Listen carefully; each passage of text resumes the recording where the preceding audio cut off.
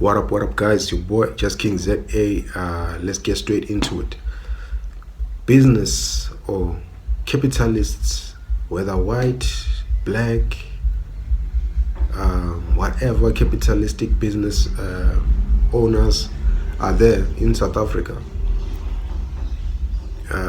Whatever party that is motivating such behavior must stop with this thing of hiring cheap labor from Africa, from African countries, from wherever in the world, and leaving out the black majority of South Africa, the South Africans themselves.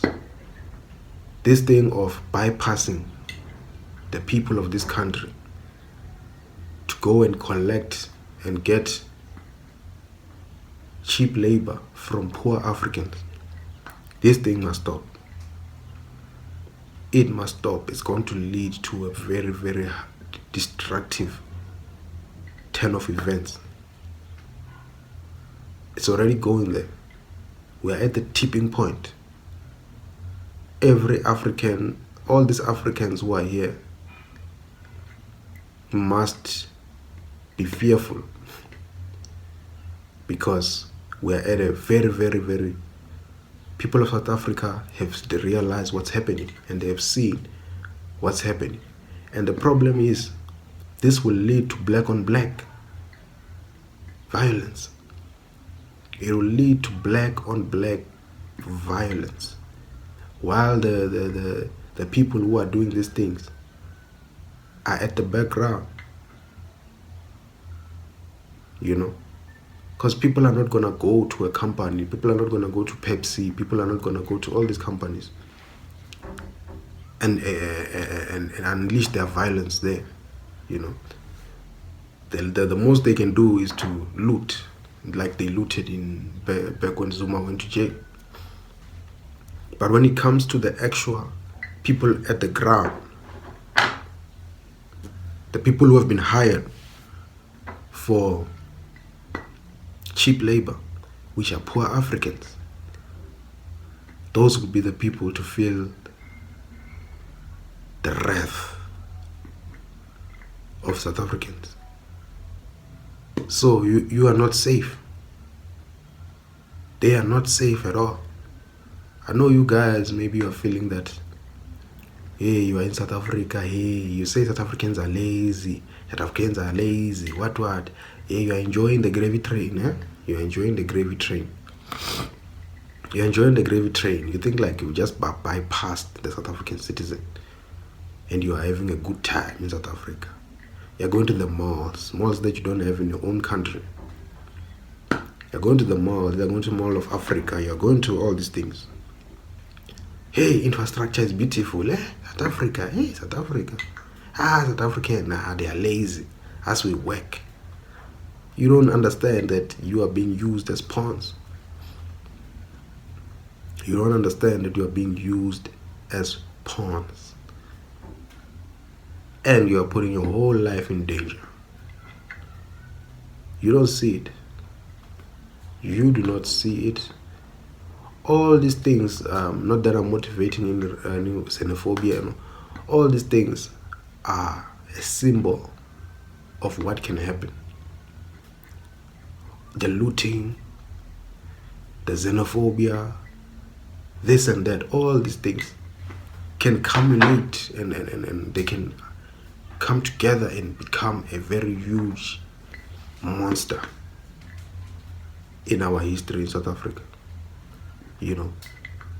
So we are on TikTok lives and we're talking and we're sharing with Africans that, yo, what's happening? This is our pain, this is our struggle.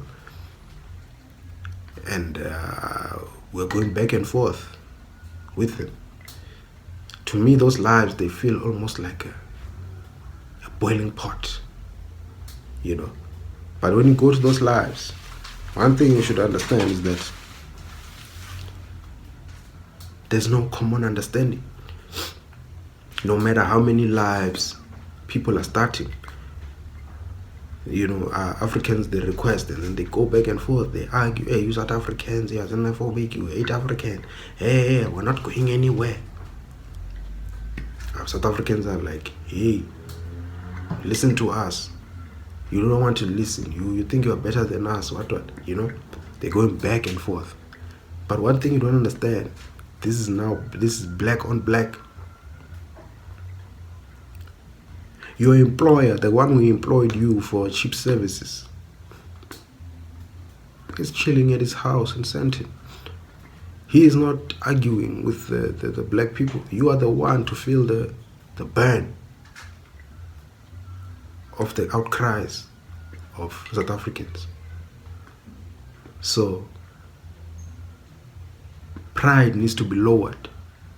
African countries must lower their pride to hear, because if they do not hear, then this is going to escalate and escalate and escalate. It's already escalating. When every time South Africans, they find Somalians selling things that are not right, children dying because of eating rotten or expired foods, or foods that are not made in the right way, that they bought from the Somalian, Ethiopian shops. It's already it's already happening. And if you are smart, if you are intelligent, if you are as educated as you say you are, you need to see what is really happening, and you need to look ahead to ensure that you really understand your people's outcries. Right now in South Africa, kids are on drugs. Male kids, even female, but mostly male. People who should be starting families right now, people who should be creating the future of South Africa, the people who should be leading South Africa, people who should be at the forefront, are on drugs right now. On Nyaupe, they turned into zombies. Zombie-like, And when you look at it, our African brothers are coming here to contribute to the selling of drugs. I've learned not to say they are selling drugs because it makes it look like they are the only ones. Then they will say, hey, South Africans are also selling drugs, which is true. But I'm going to say our African brothers who have accommodated here in our country are contributing in the selling of drugs.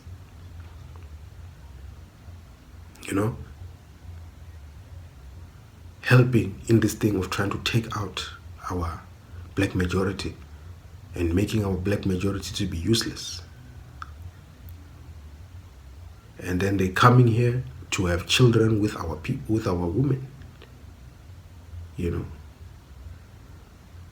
And it's almost like it's a colonization thing. It's almost like they're colonizing,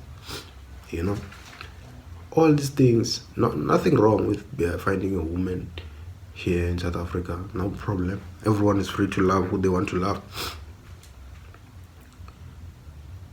But this contribution in illegal activities in South Africa, plus the jobs that you are getting, plus all the things, plus running the businesses, the spaza shops, running everything, all these things all together have led to an outcry, and our people are crying. But there is no common understanding between us.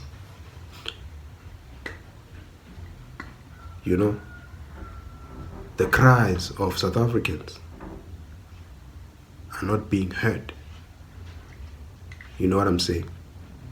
So in this, then there's going to be a misunderstanding between our people and Africans. It's already there. If you can go to TikTok right now, you will find these things. You will find these things. People arguing day and night about Africans South Africans, and what's happening. But there's no common ground. Africans refuse to back down. South Africans refuse to back down. But the person who's hiring you, the person who's allowing you to come in the country, the capitalists, even the government itself, is just letting people just enter this country free. They don't do nothing about it. Those are the people who are benefiting from this whole thing. And when the fire falls upon this whole thing, it won't fall on them, it will fall on you people who are the poor ones, who are at the grassroots, who are at the, surface level. You who are working for those people, you will be the ones to catch the fire from all this. You are already catching the fire from the outcries. So I see danger. I see danger when it comes to that. It will be hell in South Africa. It will be hell in South Africa if black people do not come to a common understanding. Black people of South Africa and the black people of Africa. If there's no common understanding, it will be very bad. Our country already has a long history. I don't want another historical moment, bad historical moment to happen in our country. I don't want this country to be sanctioned and all that, to go from a country that is seen as this beautiful rainbow nation where people had peace and came together, to going into a place whereby there's a genocide. I don't want this country to have a genocide, because when you start to have those type of things, it's very bad. It's very bad, and black people have been getting genocided or murdered for many years. We do not need constant genocides anymore. When was the last genocide of the white people? When was it? Because there are genocides here in Africa that are larger than the genocide of the Jews. They really publicize the Jews and whatever, but what happened in Congo? How many people have been murdered in Congo? How many people did King Leopold murder in Congo? Something I heard from the great Joshua Moponga, Bishop Joshua Moponga. So, how long can Africans? They used to murder us Africans, right? But now they want us to murder each other.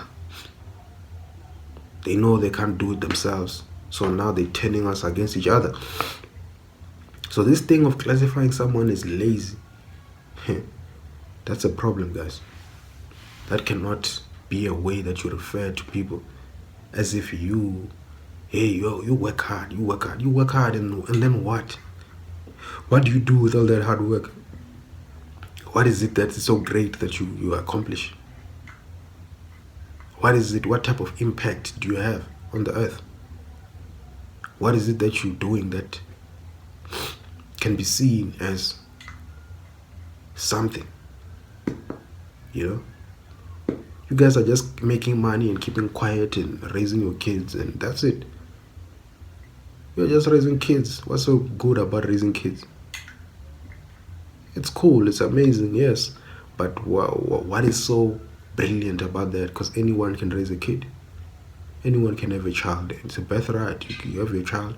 You can have your child. And that's it. Anyone, even a person in a shack, can have a child and raise them. Some people in shacks can raise their children better than you. You know what I'm saying? So what's so special about raising children? You just make money. Hey, raise my children, provide for my children. Hey, they must go to these fancy schools. You are paying for a white school. Hey, they must. What's so important about that? What impact does that bring to anything? Because what you should be doing is, once you make money and whatever, you should be starting causes to help your country. You should be becoming a voice to saving your country. You should be becoming someone who is influential and who says things that will change people's minds and change tomorrow, instead of running from your country and pretending you're South African. You need to make an impact. You know, you need to create change. You need to create awareness. Start an organization, create awareness. Start a revolution in terms of like knowledge, and start a podcast, start something that will liberate the minds of your people back home. Mentor young kids who want to be politicians, who wants to get into the game and do all these things. Use your skills to mentor them. Give them everything, the education that they need in order to become politicians, in order to become business people who will go back, not business people who will go and buy themselves a house and stay there and lock themselves inside and leave the whole world behind and enjoy with their children. No. That's the problem. You guys are making money to go and seclude yourself and hold yourself in and drive your fancy cars and stay with white people. You are going to stay with the oppressor. It's a very fucked up mindset. You know, it's a very, very fucked up mindset and a way of thinking and a way of operating in this life thing. It just shows how small-minded some of you guys are. So, hear the cries of South Africans to avoid a lot of,